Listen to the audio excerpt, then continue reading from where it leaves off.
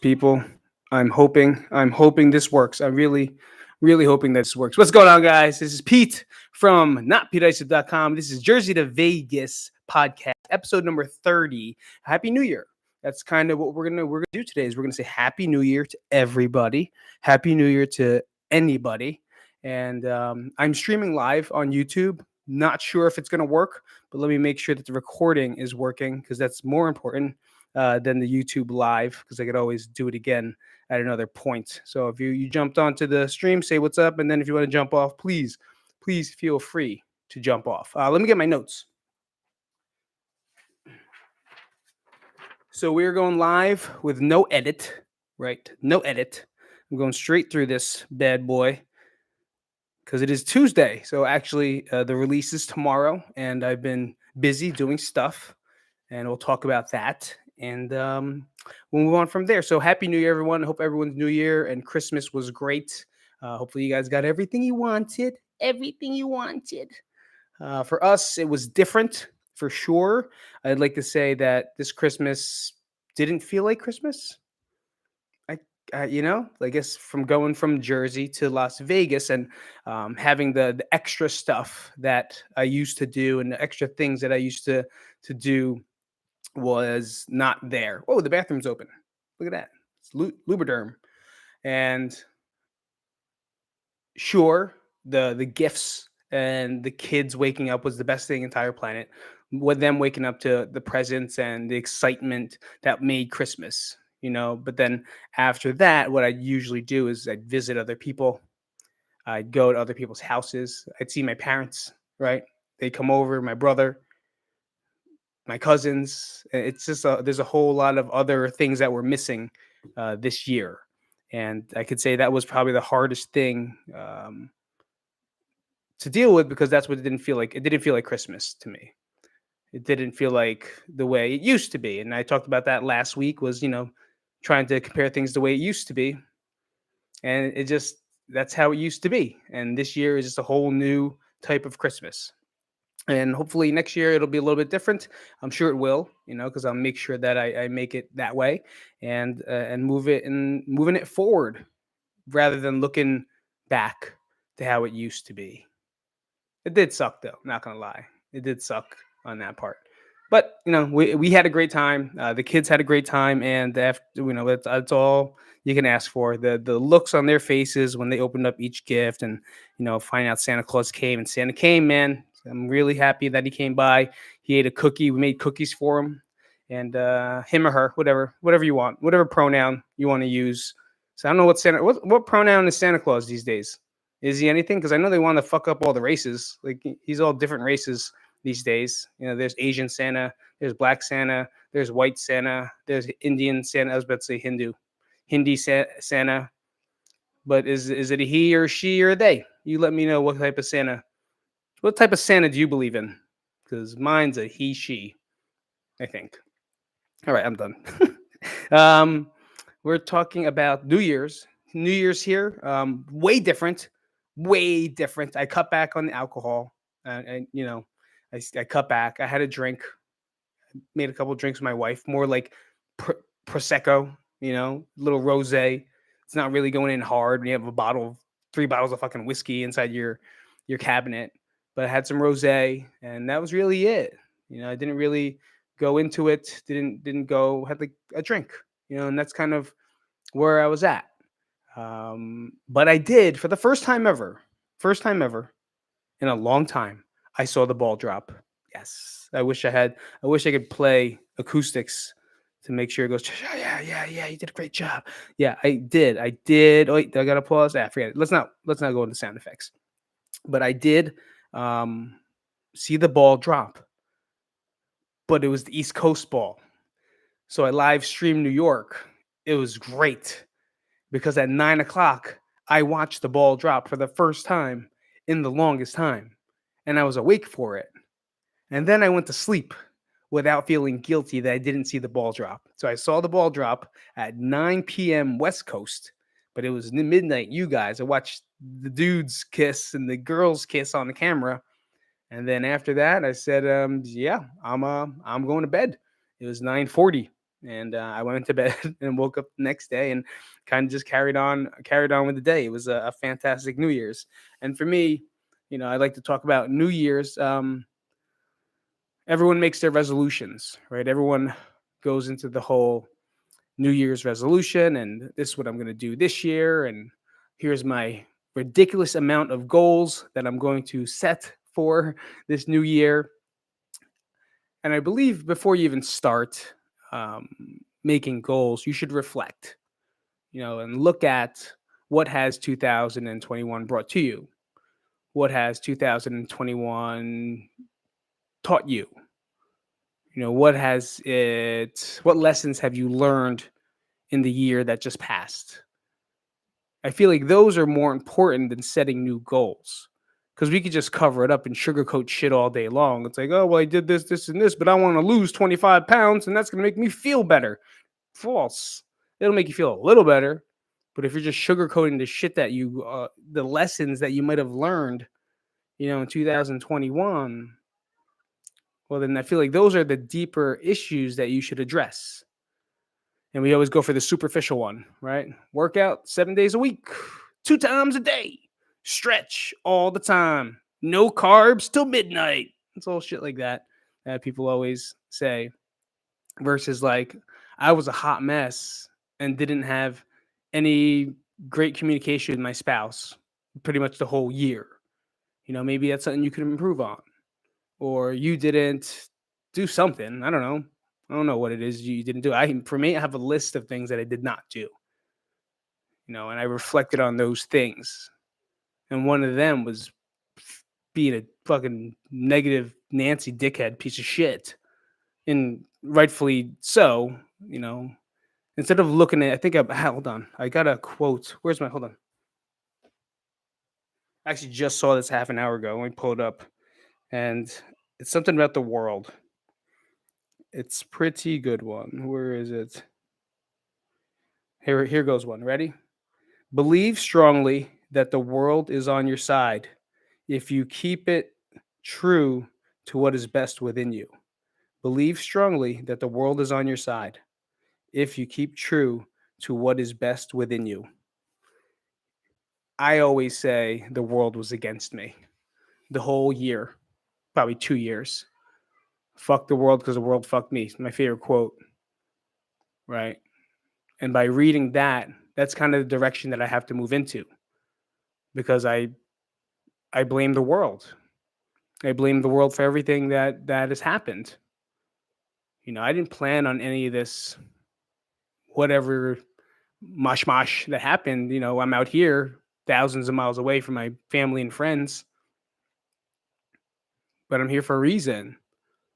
And I would blame the world that COVID happened and shut the gym down, and I had to do this, and I didn't have any money, and I could blame all day. And I did, but it really didn't bring me anywhere. I blamed all these things because I felt like shit internally, because I couldn't control anything that was happening. I had zero control over any aspect. And that's when I blamed the world. But I could have looked at the other things that I could have controlled. I could have, but I didn't. And that's okay. That's the lesson learned.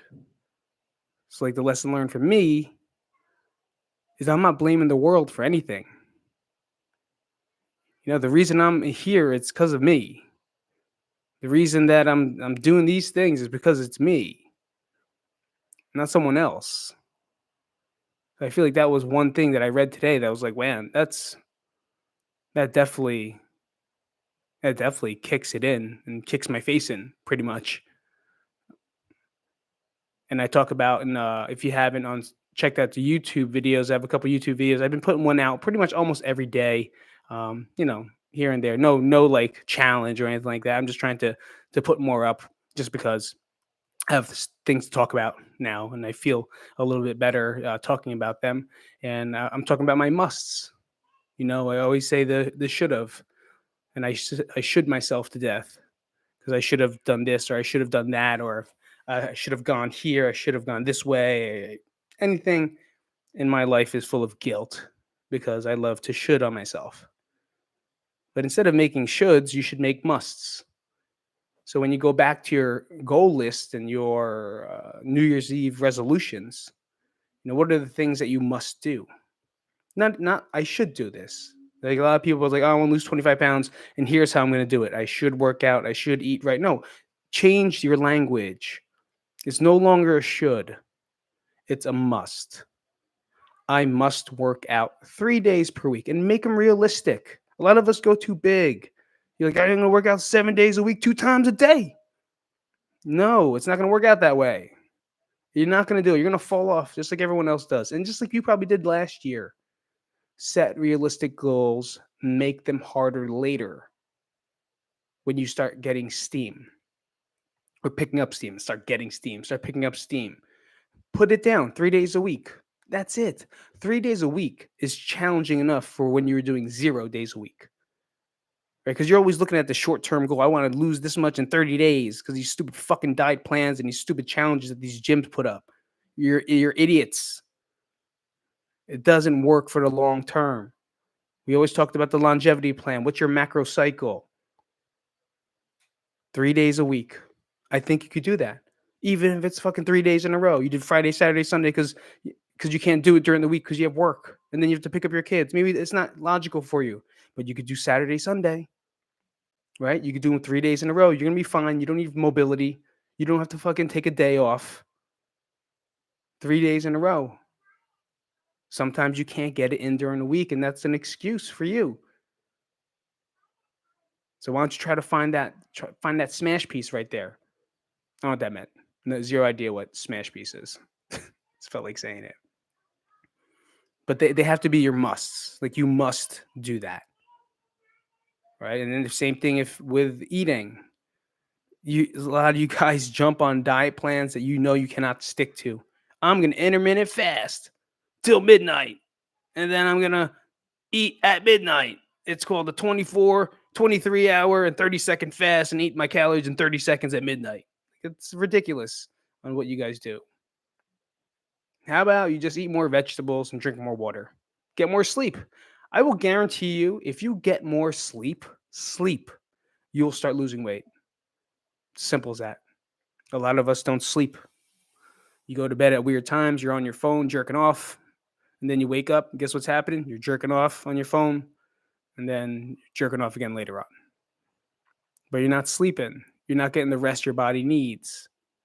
Statistics show. It shows. That's the first thing as a nutrition coach. It's the first thing you look at. You look at your sleep.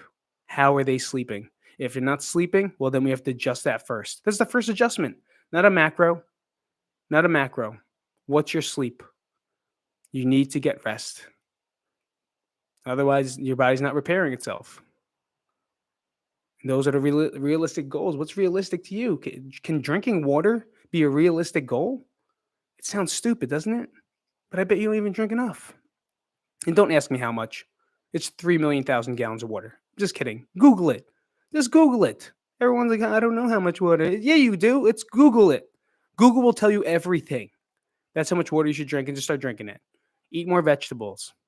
Simple as that. Eat more lean protein. I keep going down the line of these nutritional facts that help you work in the longevity term.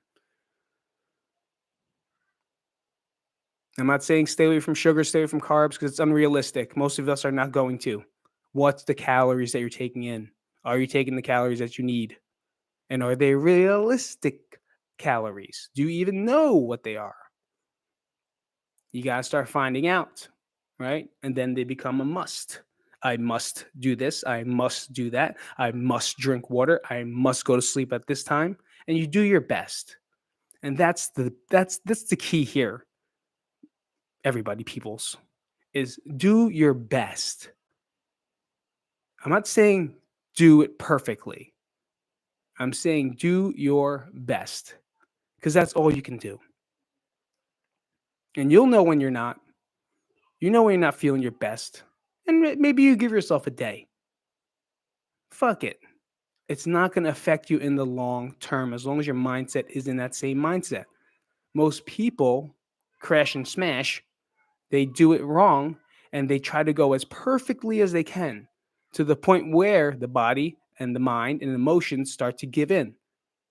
And then from there, it's a whirlwind of shit. And you get one day that you're going to give to yourself, but then you go, fuck it. I might as well make it the weekend and I'll start Monday. And that's not how it works. If you really want to set goals, you really want to set things that you must do, you got to hold yourself to it.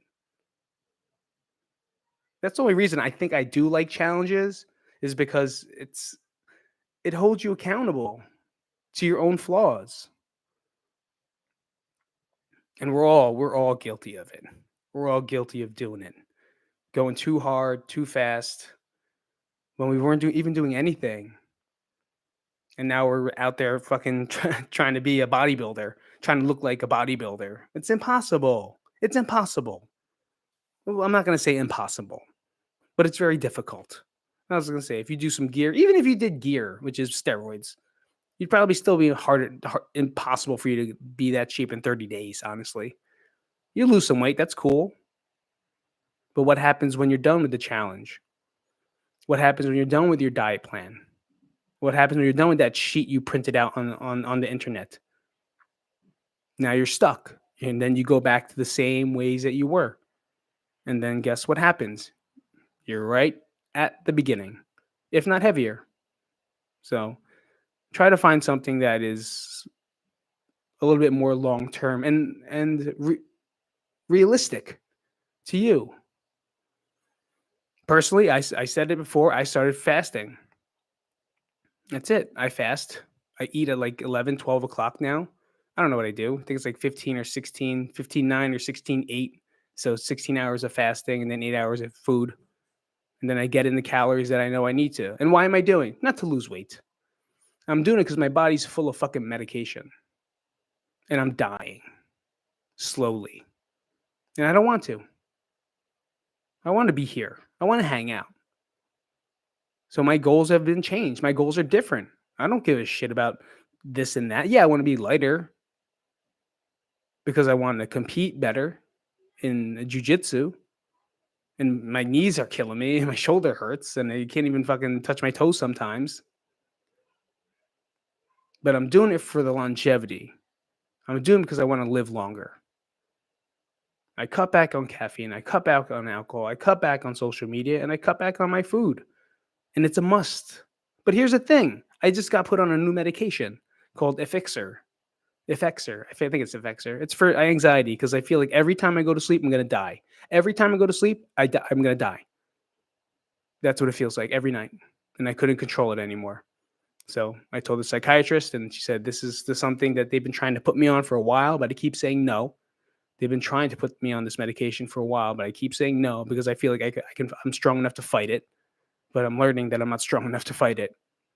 So they put me on this medication. And then yesterday, I took it on an empty stomach because I was fasting. Guess what you don't do? Take these medications on an empty stomach. I thought I was going to fucking fly through a wall. I felt like, remember the first time you ever had to speak in front of class and like your hands get clammy and cold and your butt gets tight and you just feel like you're going to throw up the entire time? That's what I felt like all day long. I felt like I was going to give the biggest speech in front of the president. Who's the president? I don't even know who the president is. Biden, right? Biden. Here's funny. I don't even know what Biden looks like. So if you actually put pictures out in front of me, I have no idea what the fucker looks like. That's how much I don't watch, by the way. So where was I? Oh, Effects. Yeah. So I'm fasting, and right now I have to.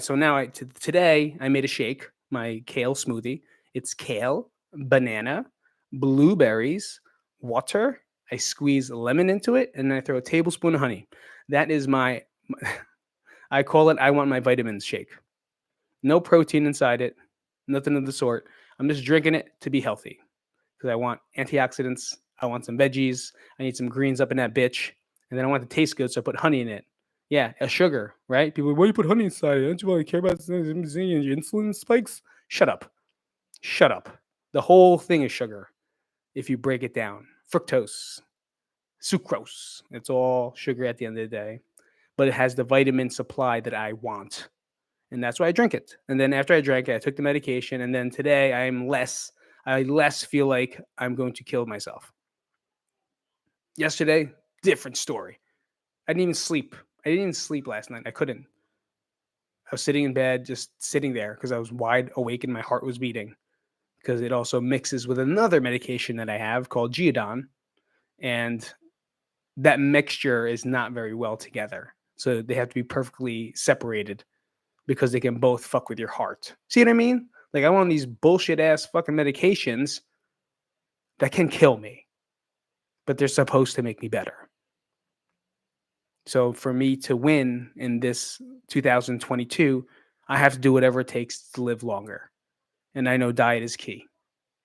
So I eat less meat, eat more vegetables, I'm fasting, and I'm working out more. And I feel really happy, guys. I feel really, really happy. And I haven't said that in a long time. I think it's the first time I'm saying it. So for those of you guys that know me and have been listening to me, I've been down. I've been guilty. I've been angry. I've been through every emotion possible. Empty inside. But there comes a time where the emptiness starts to it has to fill up. So by joining the gym, and we all know that joining the gym is key. Fitness is key, right? Movement is key in any way. You want to fucking feel better? Move. It's it. And it's not me, it's science. You want to feel better? Move. You want to take away your anxiety? Do burpees and then go jump in a cold shower or jump in a cold shower and do burpees. Either way, change your temperature, get excited, get your heart rate up. You feel better. And for me, adding jujitsu, adding strength training, adding goals, and they're not even goals, just I want to do this. I want to be here. Makes me feel good. I'm making choices again that I can control myself. I can control how I eat. I can control when I work out. Well, sometimes I control if I want to take off. I control the weights that go on the bar. It's fun. I'm having fun doing it. So I'm in like 2 weeks. So it's still new. Maybe it's the honeymoon period, right? But I don't think so. I'm enjoying the whole process of what it is I'm doing here.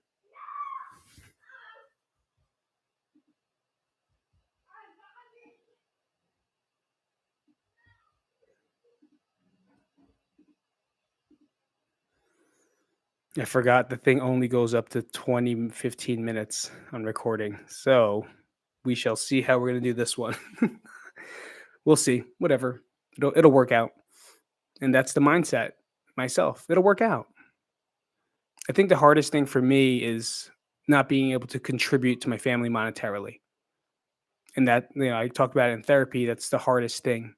There's a lot of stay-at-home moms, a lot of stay-at-home dads now, and some of them are used to it. For me, I've been working forever.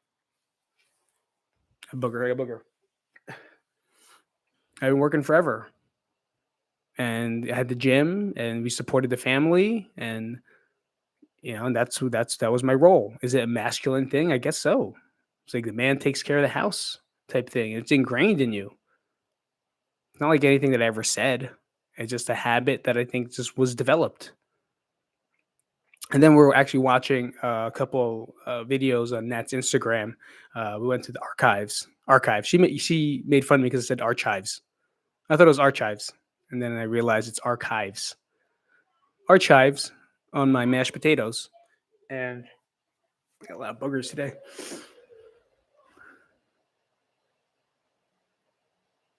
I forgot where I was. Oh, we're the archives. Archives.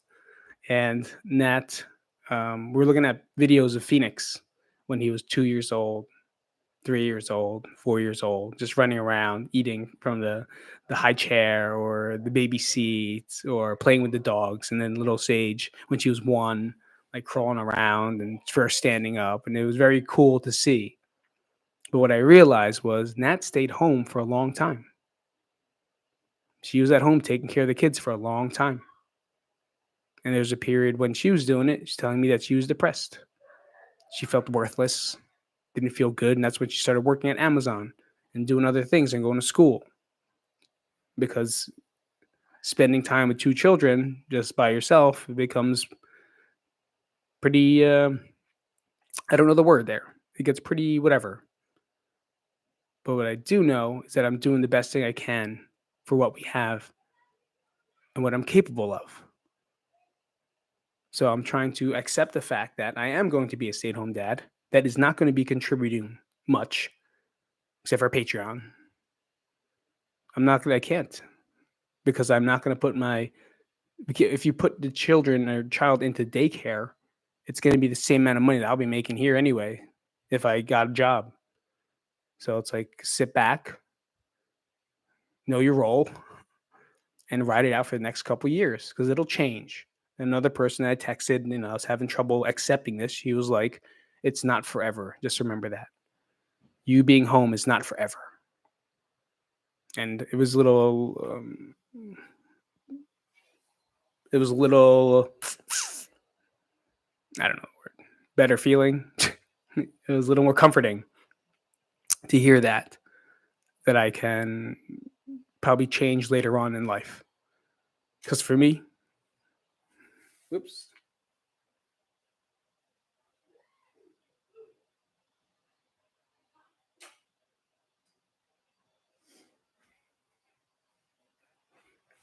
Sorry there, camera shut off.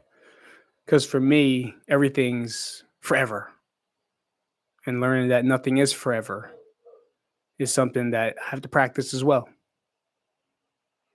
But not being able to contribute and be that person that helps the family monetarily, it's hard. It's hard to not be able to be that guy. But I do know that I have a great time with the kids, and they're learning, and I'm driving everywhere, and I'm doing my job and knowing my role this year and maybe next. Who knows? But that's what I know I'm here for right now, and I'm doing the best job I can, and I will do the best job I can in every aspect, from working out to eating to fitness to family to taking care of myself. I'm going to do the best thing that I can do. And if it doesn't work out perfectly, well, that's usually what happens.